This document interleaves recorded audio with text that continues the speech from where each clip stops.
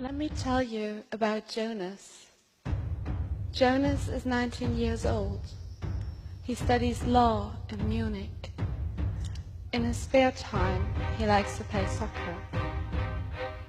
Jonas has a secret which he thinks he cannot share with anyone, not even with his best friend or with his parents. He's just too afraid of anger, rejection, and repulsion.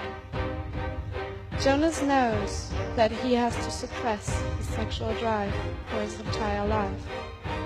And he also knows that there will never be a loving and fulfilling partnership that he can enter.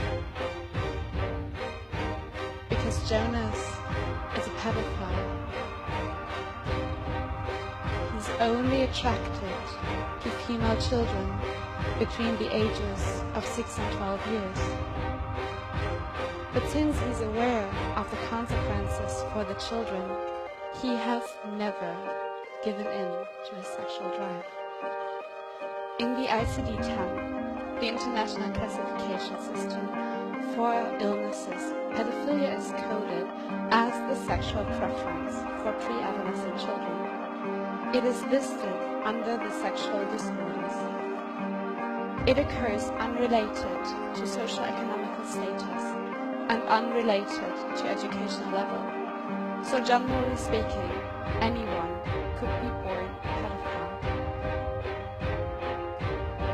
It is crucial to understand the difference between pedophilia and child sexual abuse. Pedophilia is only the sexual preference for pre-adolescent children. Children can easily become victims of child sexual abuse because of their loyalty and because of ease of access. For example, a stepfather might abuse his stepdaughter because of his anger and jealousy towards her mother.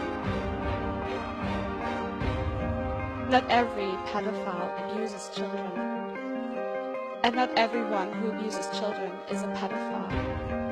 Differentiating between these two groups is essential. But a pedophile who doesn't abuse children has done nothing wrong.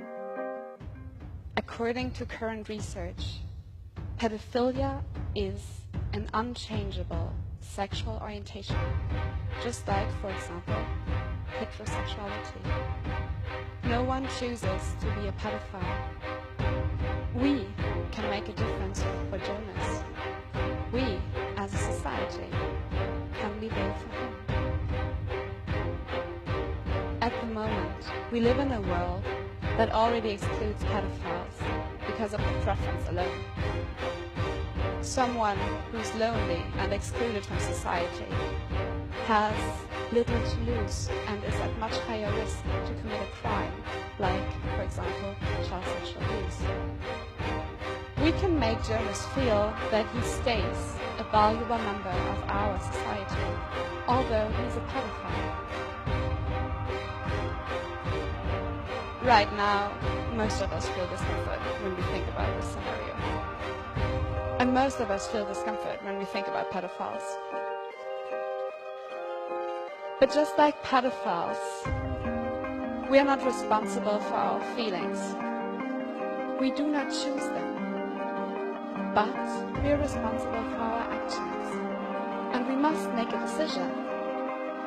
It is in our responsibility to reflect and to overcome our negative feelings about pedophiles and to treat them with the same respect we treat other people with.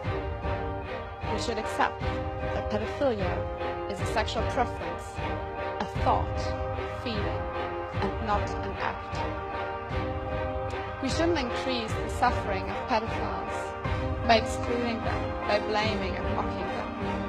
By doing that, we increase their isolation and we increase the chance of child sexual abuse.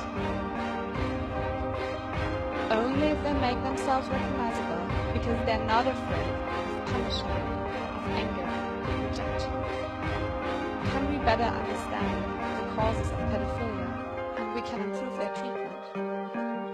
5 years ago, I first heard about Jonas's life. prior to that, I have never really thought about pedophilia, and I had just adapted the prevalent societal view about it without never really questioning it.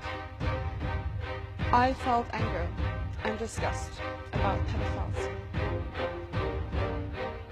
My perspective has been completely changed by hearing Jonas's story, hearing about his cruel fate.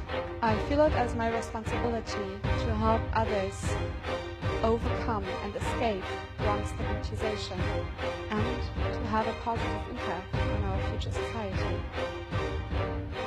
By changing our view about pedophilia as a society and by offering them support and therapy, we can help millions of people to live better lives.